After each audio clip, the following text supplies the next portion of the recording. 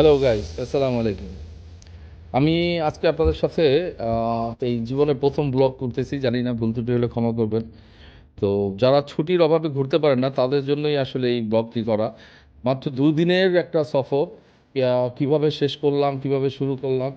তো শুরু করা যাক। লাল পাহাড়ের দেশে নির্জন একটা দ্বীপ সিলেক্ট করলাম যার নাম হচ্ছে ডিভাইন আইল্যান্ড। কাপ্তাই লেক। অসাধারণ একটা জায়গা। চতুর্দিকে পাহাড় আর পাহাড়, মাঝখান দিয়ে আপনার ছোট, ছোট লেক। তার মধ্যে এই পাহাড়ের ভিতরে একটা মানে প্রকৃতির লীলা খেলা চলে, যেটা দেখতে হইলে আপনার ধরেন আপনি বৃহস্পতিবার রাতেই রওনা। তো শুরু করা যাক। গাড়ি ছাড়ার সময় ছিল রাত 11টা 15 মিনিট। তো আমি নারায়ণগঞ্জ থেকে টিকিট কাটলাম। গ্রিন লাইন পরিবহন, এই গাড়িটা সাধারণত আরামবাগ থেকে ডিরেক্ট চলে যায়। তো অন রিকোয়েস্টে আমাদেরকে নারায়ণগঞ্জ থেকে পিক করবে, কিন্তু দাঁড়িয়ে থাকতে হবে সেই পিডিকে পেট্রোল পাম্প সানার পার। সেই কথা সেই কাজ। আমি আমার বউ দুজনে মিলে রওনা দিলাম। গাড়ি আস্তে আস্তে রাত 12টা বেজে গেছে। এখানে একটা বিরাট ফেই, অলমোস্ট 1 আওয়ার দাঁড়িয়ে থাকা, এটা কঠিন ব্যাপার। তারপরও গাড়িটা দেখার পরে মনে হলো যে না, প্রশান্তি মিলছে, এবার যাওয়া যায়। তো উঠলাম গাড়িতে। গাড়িতে ওঠার পরে স্ক্যানিয়া নিঃসন্দেহে খুব ভালো গাড়ি। ভাড়াটা যদিও একটু বেশি, Rangamati to Dhaka near about সব মিলিয়ে আপনার ১৭০০ টাকা টিকিট। আর আপনি যদি সিএনজি ভাড়া ধরেন ২,০০০ টাকার মতো পড়ে যায়। তো সেক্ষেত্রে আপনি চাইলে নন এসি গাড়িও আপনি নিতে পারেন। নন এসি গাড়ির ভাড়া মাত্র ৮৫০ টাকা। তারপরে এখানে ড্রাইভিংয়ের একটা ফ্যাক্ট আছে। আপনি যদি গ্রিন লাইনে এসি গাড়িতে যান আপনার ক্লান্তি আসবে না, শরীরটা একেবারে চাঙ্গা থাকবে। আর ড্রাইভার সাহেবরা চমৎকারভাবে তারা গাড়ি চালান। তো যাই হোক, কিছুক্ষণের মধ্যে আমরা কুমিল্লা পৌঁছে যাচ্ছি, পদুয়া বাজার।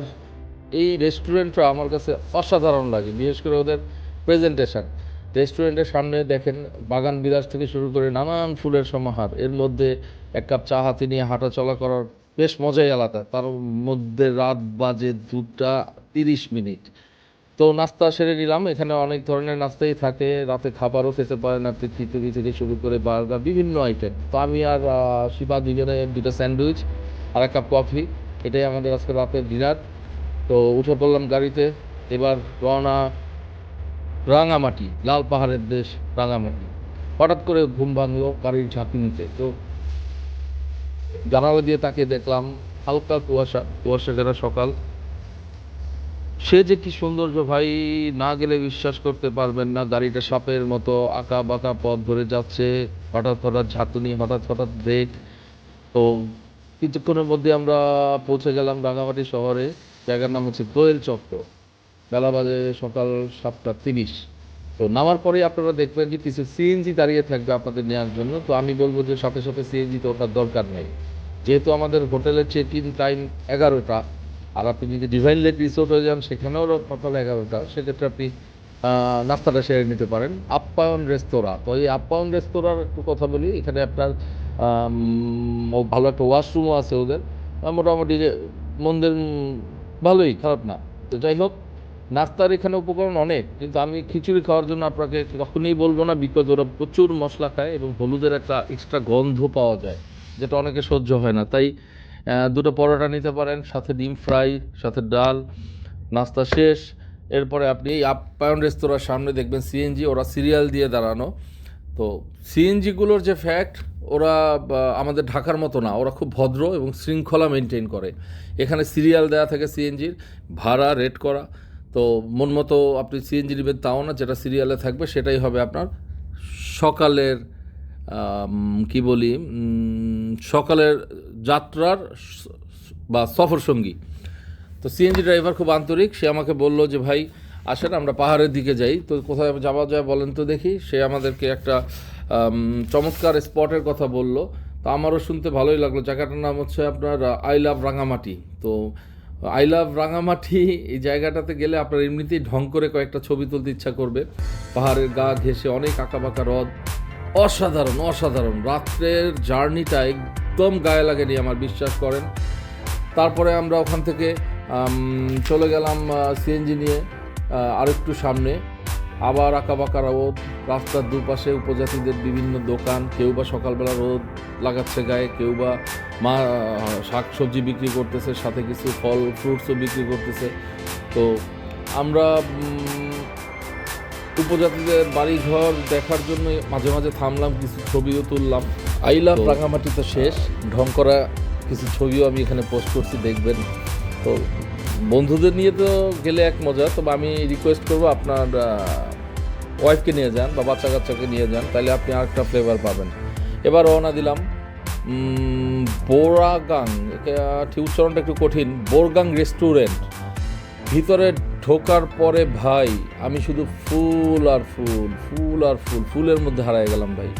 আমার ওয়াইফ মানে সীমা, সে তো দৌড়াদৌড়ি শুরু করলো কোন ফুল রাইখা কোন ফুলের সাথে ছবি তুলবে। তো দুজনে আমরা একটা ঝুম ঘরের মতো একটা ছোট্ট একটা টং, ওটার উপর আগে বসলাম, একটু কিছুক্ষণ রেস্ট নিলাম। হালকা মৃদু বসন্তের বাতাস, এক সাইডে লেক, পাহাড়ি লেক, পাহাড়, পাখির কিচির মিচির। এরপরে দুজনে কিছুক্ষণ হাঁটাচলা করলাম। তো মজার ব্যাপার, ভিতরে একটা বড়ই গাছ ছিল। হ্যাঁ, তো ওই সিএনজি ড্রাইভার আমাদেরকে নিয়ে কিছু বড়ই পারলো, টক মিষ্টি বড়ই। তো তারপরে আমরা স্বভাবতই আবার ওখান থেকে ব্যাক করলাম। ব্যাক করার সময় কিছু পাহাড়ি দৃশ্য দেখলাম। দৃশ্য দেখতে দেখতে আমরা চলে আসলাম আমাদের ঘাটে। তো এই ঘাটটার নাম হচ্ছে আসাম বস্তি ঘাট। আসাম বস্তির নাম শুনতে একটু কেমন কেমন লাগে, যে আমি ভাবছিলাম হয়তো কোনো বস্তির মধ্যে ওইখানে হয়তো একটা কোনো ঘাট টাট আছে বা কিছু একটা। কিন্তু এখানে আসার পরে আমার মানে চিন্তাধারা চেঞ্জ হয়ে গেল। আমি দেখলাম এটা একটা পর্যটন প্লেস, অনেকগুলো ট্রলার এখানে বসা, তারা ছোট ছোট বোট নিয়ে পর্যটকদের নিয়ে ঘোরার জন্য তৈরি। তো আমরা দুজন রিসোর্টে ফোন করলাম, রিসোর্ট থেকে একটা ট্রলার আসতেছে। তো এই সময়ে আমরা দুজনে 2 কাপ চা খেলাম, খেয়ে ওখানে দাঁড়িয়ে দেখতেছিলাম মানুষের রং ঢং। তো মানুষ যে এত আনন্দ করতে পারে, আসলে পর্যটন প্লেসে না গেলে এটা বিশ্বাস করা সম্ভব না। যাই হোক, আমাদের বোট চলে আসছে, 2টা ছেলে আমাদেরকে নিল বোটে উঠলাম।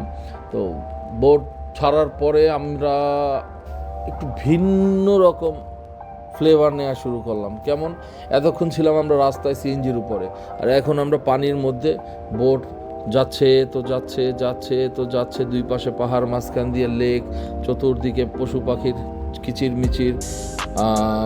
বলতে ভালোই লাগতেছে, যে আমার কাছে মনে হইতেছে যে আমি মনে হয় নেটওয়ার্কের বাইরে কোনো নির্জন দ্বীপের উদ্দেশ্যে রওনা দিলাম। কিছুক্ষণের মধ্যে আমার চোখে ভাইসা উঠলো ভাই ছোট্ট একটা আইল্যান্ড। দূর থেকে দেখছি আমি একটা প্রমোদ তরীয় বলা যায়, একটা বজরা নৌকা, আর পাহাড়ের উপরে সাজানো গুছানো কিছু রিসোর্ট। আস্তে আস্তে ট্রলারটা ধরার পরে আমরা নামলাম, নেমে আমরা পাহাড়ের দিকে উঠতেই ভাই আমার চোখ, আমি অবাক দৃষ্টিতে দেখতেছিলাম যে মানুষের রুচি কত সুন্দর, কত চমৎকারভাবে তারা একটা ছোট্ট একটা পাহাড়ের উপরে অবকাশ যাপনের ব্যবস্থা করছে। এরপরে আমাদের চেক ইন টাইম 11টায়, আধা ঘন্টার মতো সময় বসে থাকতে হবে। তো আমরা বসে থাকলাম না, আমরা ঘুরে ঘুরে দেখলাম, আইল্যান্ডের চতুর্দিকে ঘুরে দেখলাম। লেকের পাড়ে চোখে পড়লো একটা বজরা নৌকা, যার ভিতরে যাওয়ার জন্য মনটা একেবারে ব্যাকুল হয়ে উঠলো। তো বোট থেকে নেমে পাহাড়ি সিঁড়ি বেয়ে উঠতেই অবাক দৃষ্টি নিয়ে দেখছিলাম একটা বাগান বিলাস ফুল গাছ। একটা গাছে এত ফুল ধরে, এটা মানে বিরাট ব্যাপার। যদিও আমার বাড়ির সামনে একটা আছে, আমিও আশা করতেছি হয়তো আমার ফুল গাছটা এরকমই হবে। এবার আমাদের কটেজের উদ্দেশ্যে রওনা। আমাদের কটেজের নাম হচ্ছে ব্যাম্বো কটেজ, ভাড়া মাত্র 5,000 টাকা প্রতি রাত। আপনি চাইলে এসি কটেজও নিতে পারেন, ডুপ্লেক্সেরও ব্যবস্থা আছে এখানে। পরিবারের সকলকে নিয়ে যদি আসেন তাহলে আমি রিকোয়েস্ট করবো ডরমিটরি কটেজটা নিতে পারেন। কেউ চাইলে আবার বজরা নৌকা বা প্রমোদ তরীতেও আপনি থাকতে পারেন। কাপড় চোপড় ছাড়লাম, ফ্রেশ হলাম। ফ্রেশ হওয়ার পরে দুপুরে খাবারের আয়োজন চলছে। খাবারের অর্ডার দিলাম আলু ভর্তা, সাথে কাপ্তাই লেকের চাপিলা ফ্রাই, রুই মাছ,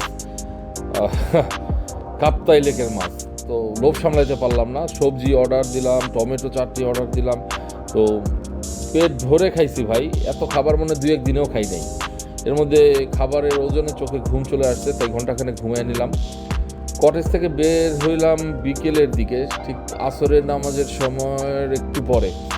বাহিরে বের হওয়ার পরে বিকেলের একটা সৌন্দর্য চোখে পড়লো। এই পাহাড়ে অনেকগুলো গাছ, আর এই গাছের মধ্যে বসবাস অনেক প্রজাতির পাখি, যারা ঘরে ফিরছে এবং যে যার মতো করে কিচির মিচির করে যে যার মতো থাকার জন্য গাছে আশ্রয় নিল তারা। সন্ধ্যা হয়ে গেছে, আজানের শব্দ দূর থেকে ভেসে আসতেছে। মাগরিবের নামাজের প্রস্তুতি নিলাম, নামাজও পড়লাম। নামাজ শেষে এবার রাতের দৃশ্য উপভোগ করার পালা। সত্যি বলতে এখানে 3 রকমের ফ্লেভার, একেবারে দুপুরে একরকম, সকালে একরকম, বিকেলে একরকম, আবার গভীর রাতে একরকম। তো রাতের বেলা যে যেখানেই ছিল কটেজে চলে আসলো, অনেকে বোট দিয়ে সকালবেলা ঘুরতে বের হয়েছিল, তারাও চলে আসছে। এখন এখানে বারবিকিউর একটা আয়োজন করা হয়েছে। বলে রাখা ভালো, এখানে বারবিকিউ আপনার আলাদা করে করার কিছু নাই, ওরা জনপ্রতি 750 টাকা নেয়।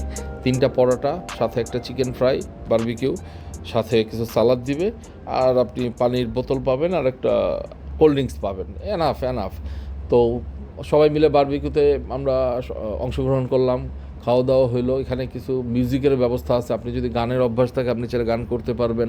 বারবিকিউ করা শেষ, রাতের বেলা আমাদের আর উঠতে ইচ্ছা করতেছিল না, এত ভালো লাগতেছে, নাই কোনো গাড়ির হর্ন, নাই কোনো দূষিত বাতাস।